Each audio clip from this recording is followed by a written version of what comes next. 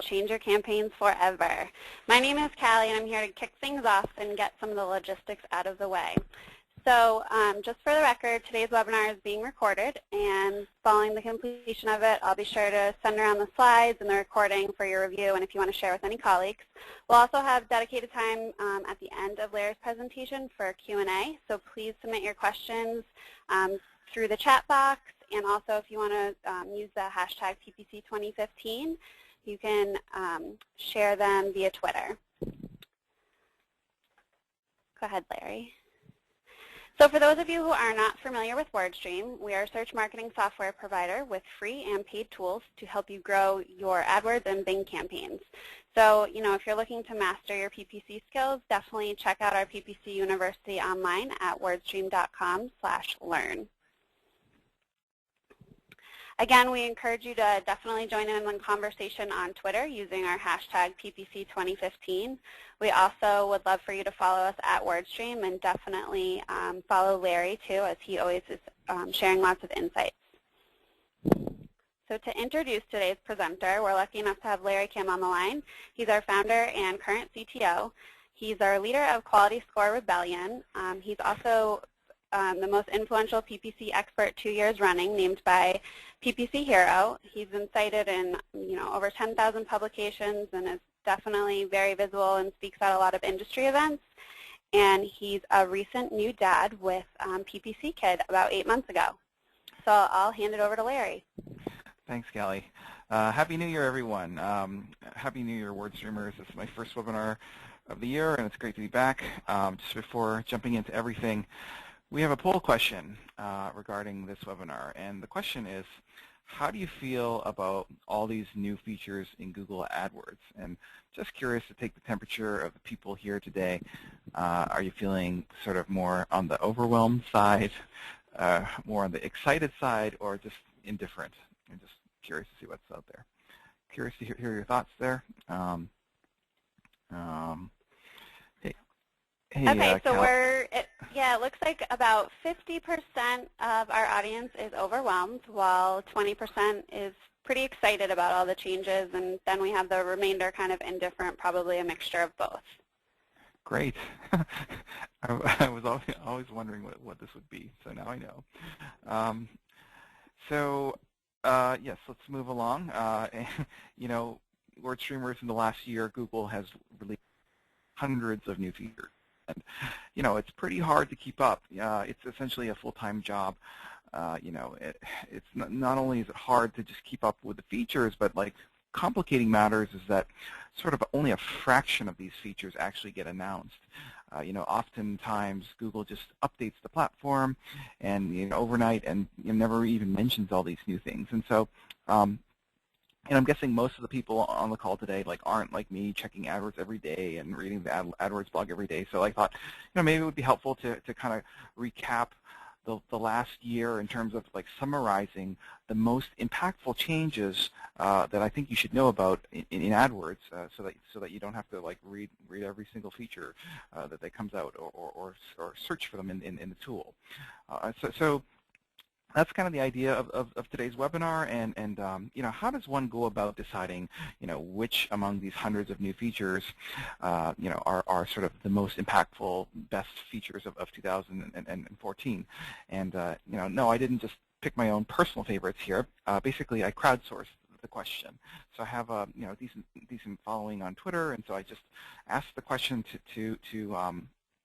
on Twitter to all my smart PPC nerd friends who hang out on Twitter, and I got about 50 responses for the question. And so one of my colleagues, Aaron Sagan, one of the customer service managers here at WordStream, sort of scientifically compiled all the results from all those people on Twitter, and I'm happy to share with you the findings today. And so without further ado, let's begin.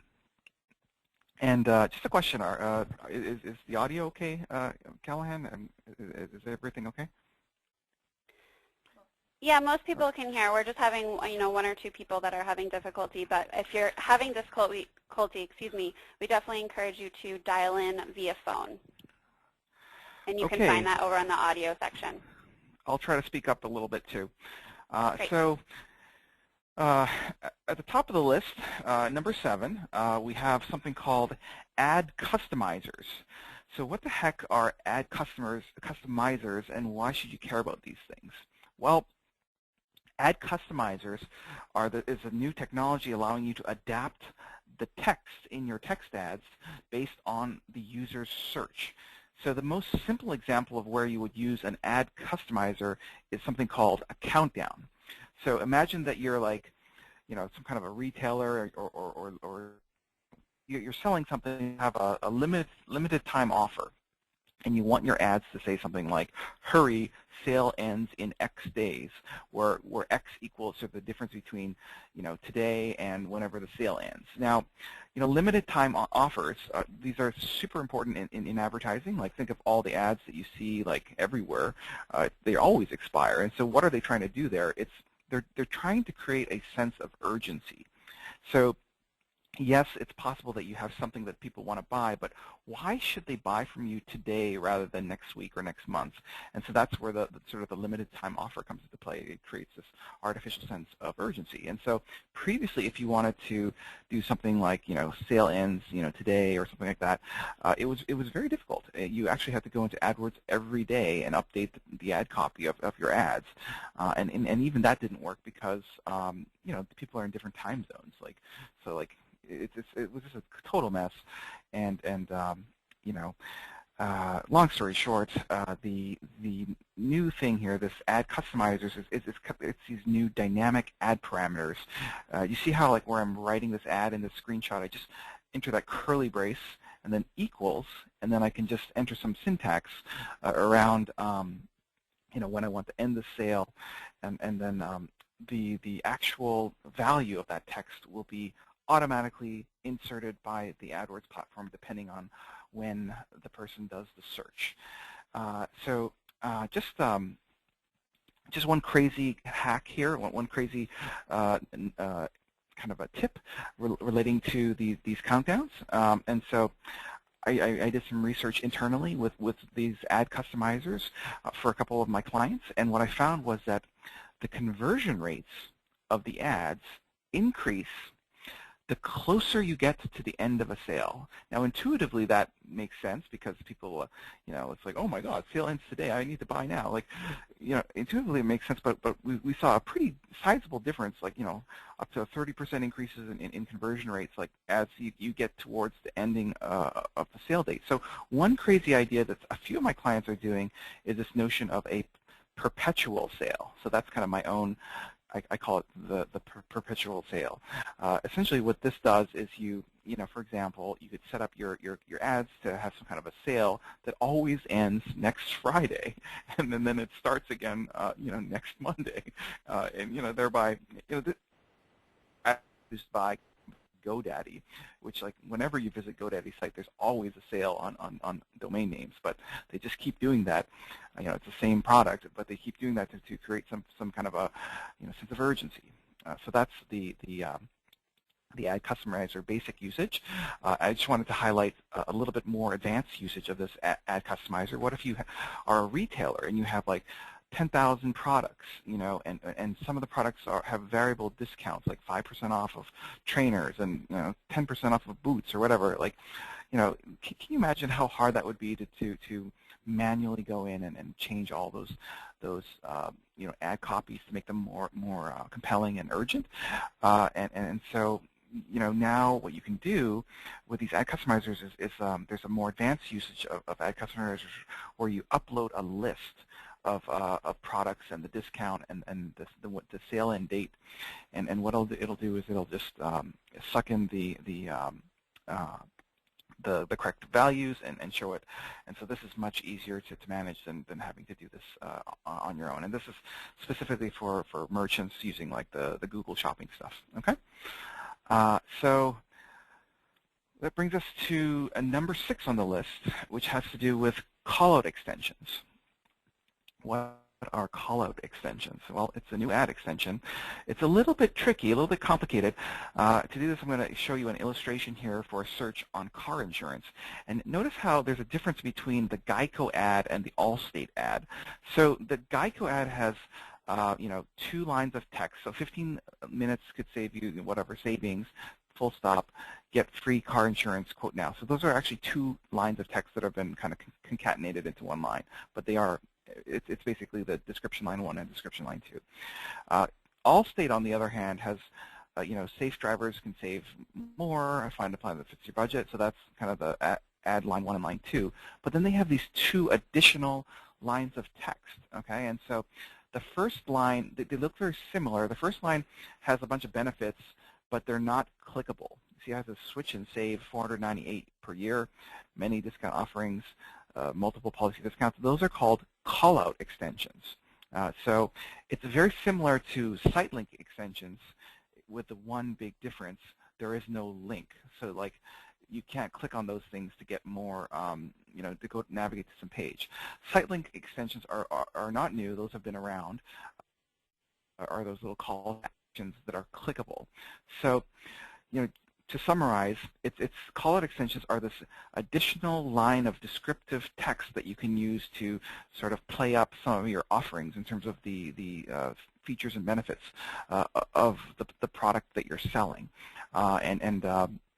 You should definitely leverage, I think Allstate is very smart to be leveraging both call-out extensions and site link extensions, because if you were to take out like a measuring stick and figure out how tall is the Allstate ad, it's almost like twice the height as the Geico ad, because it has those additional two lines of offer text, and so that's crowding out the competitors and thus bringing more attention to that particular ad. I just wanted to sort of hammer home an important point here in terms of what is the difference between a call-out extension versus a site link extension. They look very same, like they look very similar, just one of them has links and the other doesn't have links. So when should you use one over the other? When should you decide to describe your product using site links versus call-out extensions? And I thought that this table was very helpful. So essentially, if your text, the piece of text that you want to highlight in your ad, if it is a thing or a call to action, such as buy now or men's shoes, then I think you'd want to use site links, because those are kind of navigational elements where you could click through and find those men's shoes or buy now. So calls to actions or actual products. If your text is more descriptive in nature, like describing the offering, free shipping over $25, no contract required, then I would use the call-out extension, because essentially you're just adding additional attributes around the main offer. And so the key takeaway here, just use both call-out extensions and site links to make your ads roughly 20% taller, by adding an additional line of text to your ads. And absolutely you should be using these. So that brings us to number 5 on the list. It's the big year of mobile, and something like half of all the searches that happen on Google are coming on mobile. One of the features of last year was this notion of call tracking with website call conversions. So that's a mouthful. What does that mean? Well, previously, so over a year ago, that's around 2013, Google had provided call tracking within call extensions. So that means like when someone clicks on that click to call button in Google, previous ability to kind of track the number of times people clicked on that phone number and gave you a call, and gave you some information about like how long did the call last, and where did the call come from, etc. So that was previously possible, but they were not able to track calls if they did not click on your click to call extension. So, for example, someone does a search, and hey, rather Larry, than, yeah. Sorry to interrupt. Can you just speak a little bit louder for our audience, please? Sure, I'll yell. Let me just see here. Okay, so I can try the computer phone too. You think that would be helpful? No, I think we can stick to the phone. Just a little bit louder would be good. All right, so I'm going my loudest here. So just basically the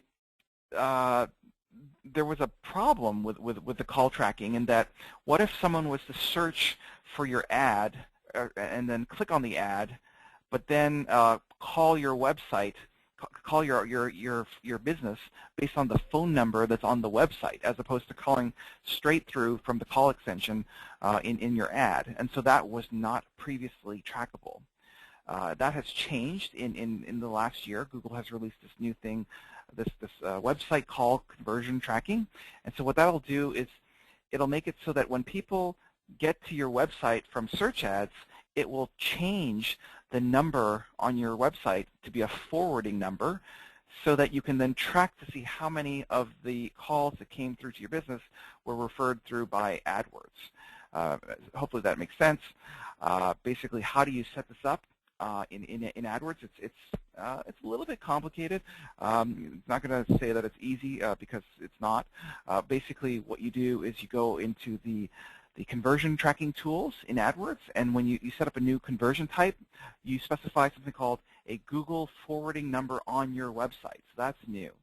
And then when you get that code, it'll just configure that code.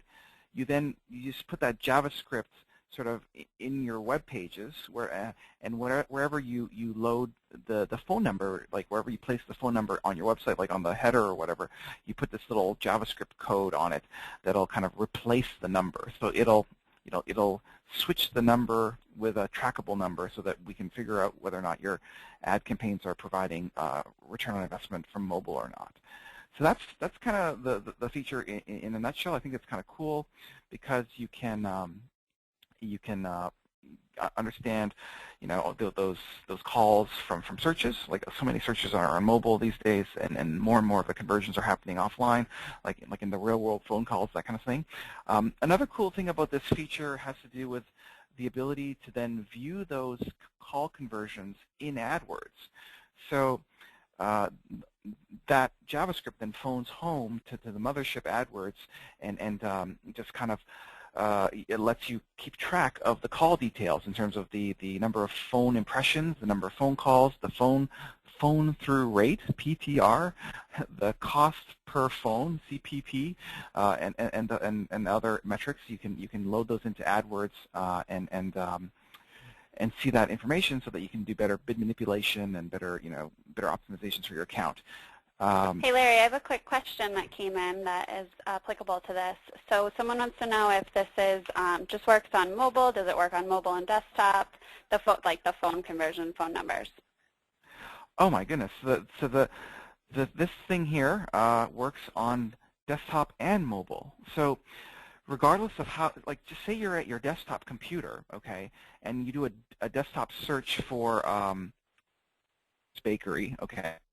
And then instead of like going through their online store, you just pick up the phone, like the phone on your desk, and then dial this number. Like that would be untrackable previously, but now using this website call conversion, what happens is that when you hit this site Miller's Bakery from Google AdWords, like from clicking on an ad, Google AdWords will then switch that phone number to like some trackable number. It still goes to the same number, but it just forwards to the number, and then you would be able to then know that phone call came from an AdWords search. So it works both on mobile and on desktop. The only thing is that we do notice that people do tend to call more frequently when they already are on a phone, because it's annoying to type out stuff. So are call conversions available in Latin America? Currently, there is a limited rollout. I believe it was something like 16 countries, and I don't remember seeing Latin America on the list. I think it was like the usual suspects like Canada, United States, United Kingdom. I don't remember off the top of my head if Latin America was in there. You'll have to check to see yourself. Sorry about that. So basically, moving along here, were there any other questions, Kelly? No, we're good right now. So ability to track the phone calls. You can then see those phone calls as columns in your data in AdWords. And by the way, WordStream, my company WordStream also has a call tracking solution. I think it's a little bit even better than this other call tracking solution. We do all of that. But one of the cool things that we can do with WordStream call tracking in our PPC platform is that you can record the calls. So in AdWords, it'll just show you, like, 3 calls happened, but you won't really know, were they good calls, did they buy something, was it wrong number? You don't really have any context around what actually happened in that call. Well, in WordStream, we still have the same call tracking, but you can actually kind of save all the calls and then play them back later and decide whether or not they were any good or not. And it's also great for training purposes, or just if you're the store owner and you want to know if your customers are, or sorry, if your employees are doing a good job or not. It's a pretty nice tool here. So that's WordStream call tracking, and we're almost at the midway point here. I have this number 4 on the list, has to do with app promotion ads. Now, I should have asked this on a poll question, like, I wonder how many of you business owners or marketers are thinking about apps like for your business. And I'm guessing that it's a small percentage of you. However, I would like to bring to your attention that it's a big deal. Apps are a big deal. In 2014, people spend more time in apps than they do on desktop computers. Do you see this? Like, it switched around like February of this year. People were spending more time in mobile apps than on desktop computers. And so, if you don't already have an app, for your business, it might be worth thinking about doing that. And so Google is seeing these trends as well. And so they have decided to roll out a lot of nice marketing tools for companies who have their own apps. So the first one is very obvious. It has to do with this notion of a Google search app install ad. So that's where you search on something, and rather than just getting a click to some website ad, it says click to install. So like I can install the Expedia hotel app or the Hotel Tonight app just by clicking those buttons. It works on kind of iTunes and Android, but basically you can install these things, and it's a pretty nice way to get your customers a more rich shopping experience, and to get your software on their phones. And these app promotion ads, it's not just in Google search. You can get them on display ads as well, so they can show up in YouTube or anywhere else on the Google Display Network. There is one other cool feature that hasn't yet been released, but is in public beta right now. It's called a app re-engagement ad. And so the stats on apps are pretty dismal. It's like 80% of the people use apps like once or twice and then never use it again. And so basically, a app re-engagement ad allows you to deep link like into an app. So like usually you would send your traffic to some landing page on your website. Using this app re-engagement ad, you can now send traffic to some specific page within your app. I thought that was kind of interesting, and so did a lot of other people on our. All right, so we're going to be talking a little bit about demographic targeting here. So that's number 3 on my list. We're here at the top 3 now. So when I think about Google, I don't think of it as really a demographic targeting ad platform. Like, Facebook and Twitter, those platforms are for targeting like people, with certain demographics like, parental status or age or income or, all this, you're going after people. And in Google, you're going after keywords essentially. But in 2014, Google started to blend this notion of keyword search and display ads with demographic targeting ads. So what's this all about? So in the display network, I'm sorry, I meant to say display network, not search. So this is only working in the Google Display Network. It's basically what you can do here in the Google Display Network now is that you can kind of understand not just the number of clicks and the number of impressions, but you can get insights as to who was actually clicking on those ads or viewing those ads. So you can view the breakdown of your ad engagement in terms of gender, age, and parental status. So, it's not really that sophisticated at this point. Like, if I was to compare this to Facebook, Facebook has something like, 1,000 demographic targeting options, whereas Google has like 3 here. So it's kind of a early stage stuff here. As you can see, it's not as comprehensive. However, it's kind of a new beginning for them. It's a new angle of creating ads. I thought that was interesting. So it's both a reporting tool, so you can understand the demographics of the people who are engaging with your ads. It's also a bid optimization tool. So you can then use this data and say, like, I would only like to show my ads to parents, or if maybe you're selling like bifocals, like those are like reading glasses for like old people, or people with bad vision, and maybe you want to, your target market is like seniors, so then you'd say, like, I'd want to set the bids higher for the 65-year-old kind of age demographic, because that's my target market. Or if you're selling like women's clothing or men's cool gear or something, I don't know. There's so many types of businesses out there where you have this notion of a target market in terms of people. And don't I know this well? I just had a kid, and like I've heard money on baby stuff, and so like there's all these like baby companies that are marketing to me these days, and those are the types of businesses that would be very interested in this kind of parental status and other demographic information. So that's I thought that's very interesting. We're almost at the end of our list today. I'm at number 2. So this has to do with revamped Google Web Designer for HTML5 ads. Wow, who names these things? Like they need like code names or something. I don't know. It's very, very verbose. So what's this all about? Well, basically what it's all about is it's a way. It's a new tool from Google that will allow you to create kind of these nice, rich, kind of interactive, animated ads in HTML5, kind of like how people used to create ads in Adobe Flash, or but no one really does that anymore because Flash is not supported on mobile browsers, but HTML5 is, and so you can create kind of almost like you did with Flash. You could create the same kind of animated kind of image ads on HTML5. And so they've created a real cool editor to help you do this. But first, before kind of showing you what that's all about, I just want to motivate you to kind of give you the idea of why should you care about HTML5 in your display ads. Well, we're talking about display ads here on the Google Display Network, and there's this notion of quality score on the Google Display Network. So they don't talk about it very much, but it's there. We do our independent analysis, and what we can tell you is that the higher the click-through rate of your display ads, the lower your cost per click.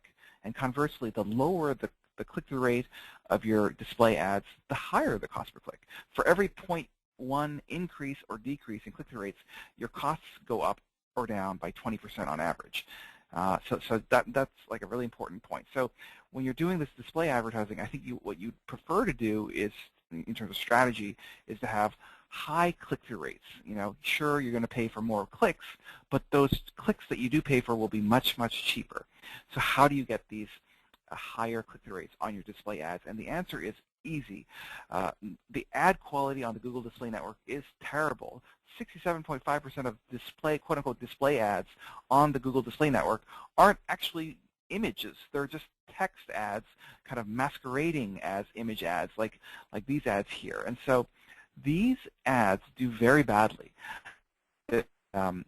They have much lower click-through rates than image ads. And so I'm saying, if you're going to do display remarketing, do it well with really compelling ads that get high click-through rates, so that you end up paying much less. And here's kind of just an example for one of the accounts I was working on the other day. The text image ads were paying $2 and change per click, whereas the image ads were like 48 cents per click. So, so another great way to make those click-through rates on your image ads even higher is to animate those images. Like, rather than have static images, like have a galloping horse or a plane flying by. And so this thing, it's a separate download. It's outside of Google AdWords. It's called Google Web Designer. Just Google that, and it'll go to a download page. And this whole thing is geared around creating banner ads that are interactive.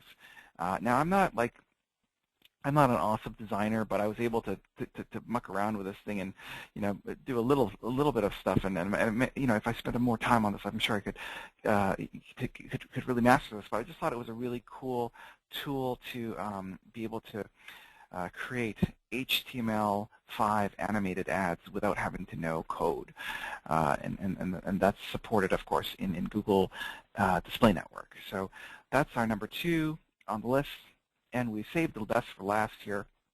The one that got the most votes for 2014 top feature was this notion of Google AdWords Editor. So I don't know if anyone uses this thing. It's kind of this other tool that it's desktop based. So when you go to AdWords, you're like adwords.google.com or something, so it's a web application. Well, this is a desktop application, kind of like that other, the image editor. They're both desktop applications for both Windows and Mac. Why would you want to do editing on a PC rather than in the cloud, where everything is online these days? So like, why wouldn't you just do the edits online? And the answer is because of speed. So like, I'm sure you've noticed when you're doing edits on AdWords, the website AdWords, that it's sometimes a little bit slow and clunky. And so what this thing does is it allows you to download all the campaigns in bulk. So you can, I thought this was kind of cool, you can download multiple accounts. Like I have hundreds of accounts, thousands of accounts, and I wanted to download them all at the same time rather than, going one by one in AdWords. And so I download them all, and then I can just launch them and use use this kind of speedy editor that it looks very similar to AdWords, but it's the desktop version of it, and it's, I would say, 3 to 5 times faster. Another cool thing is that when you're done, you post the changes, and you can then just open up your other account. So this is like more for agencies where you're dealing with multiple accounts as opposed to advertisers where there's typically only one account involved. I think what they're trying to do here is for agencies, make their lives a little bit easier in terms of like, so you don't have to wait for things. You can just speed that up a little bit. There is one other cool thing I wanted to bring your attention to here on the bottom left side of this particular screen. They've redone the navigation. So it used to be like the way that you would navigate from campaigns to ad groups to keywords and other objects was through the tabs on the right, but they've now pulled those out of the tabs into this kind of left-hand navigation where you can just click on everything directly. And I think that's a little bit more speedy. Why? Because the old navigation was created 15 years ago when there were only 3 or 4 types of objects, like keywords, ad groups, ad text, and campaigns. Now you've got like literally dozens of different campaign objects, like site links, like manage placements, etc. So many different types of objects that it's hard to navigate to them quickly, and so they just pulled that out into their own Explorer window. I fully expect the same change to happen on the Google AdWords interface. Just my prediction. I expect them to make that change sometime this year, but they. Okay, so that's everything. Those are the top 7 features according to our panel of experts of the last year. So we've done all the research here. Kind of, you didn't have to spend all year checking AdWords. I've kind of summarized for you the top 7. I just wanted to kind of suggest this idea of first mover advantage. So in search, everything is very competitive. It's kind of a zero-sum game where like only one person can be on the top, and you're competing with other advertisers for that click. And so there's a big advantage in terms of your competitiveness as an advertiser for advertisers who are willing to do the work and adopt sort of the latest features and functions in a timely manner. So just give you a couple of examples. If you're the only advertiser who has a nice animated HTML5 ad, then of course you're going to get more clicks than everyone else. Same thing with like the call-out extensions. Like if your ad is bigger than everyone else's because no one else has adopted it yet, then you have an advantage, and that advantage kind of gets deteriorated as more and more people adopt the feature.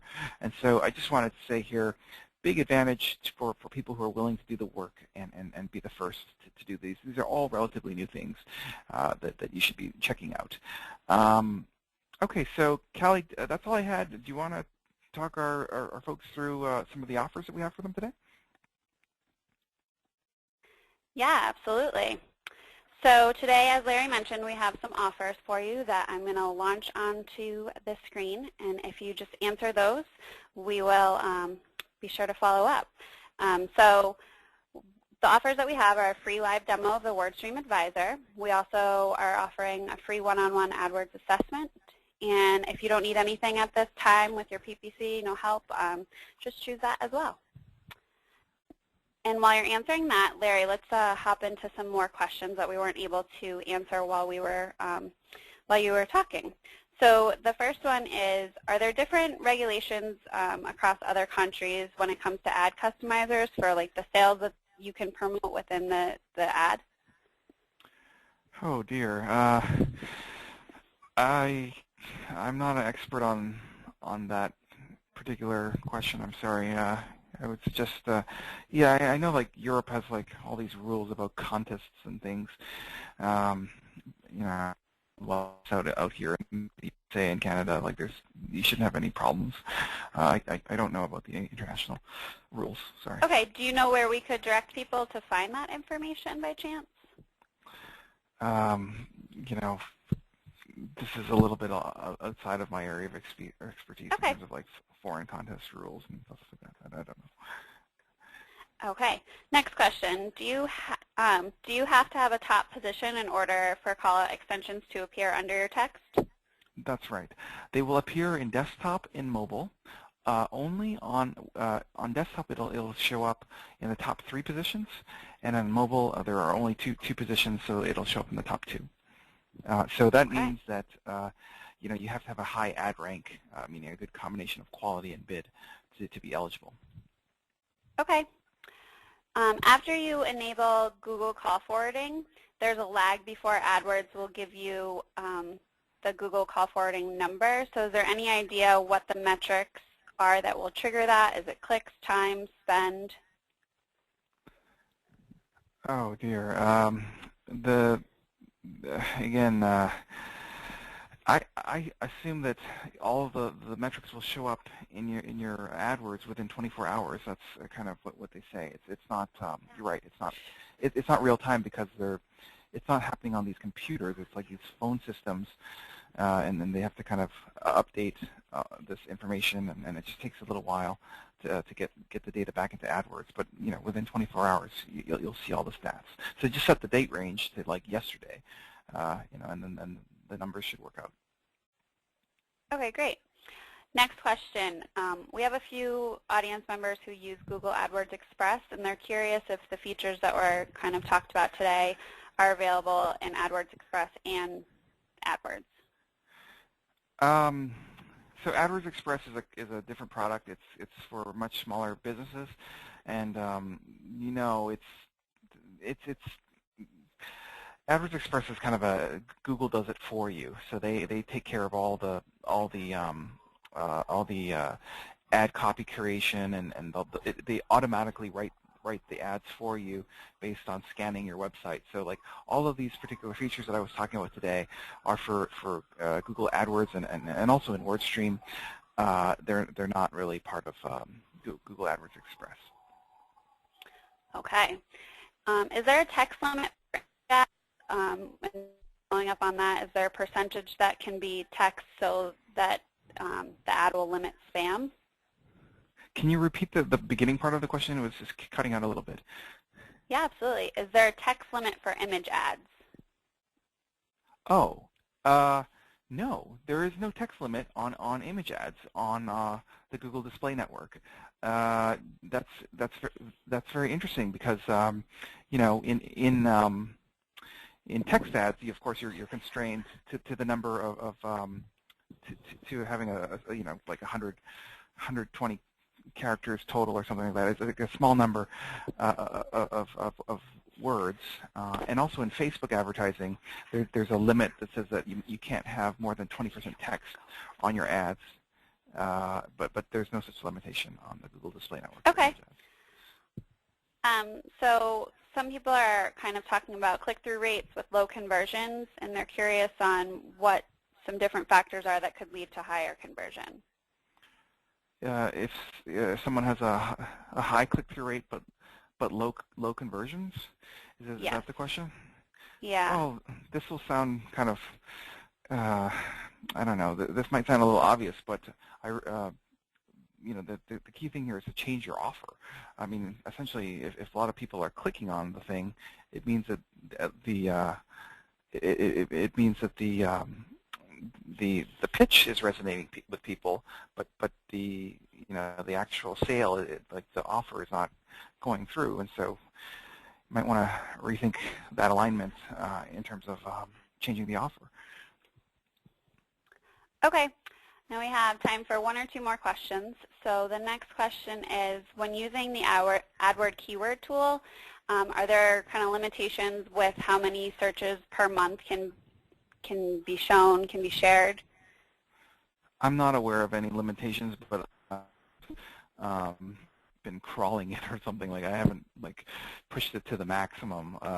You know, I've never had any problems with like casual usage of a few thousand searches per month. Okay.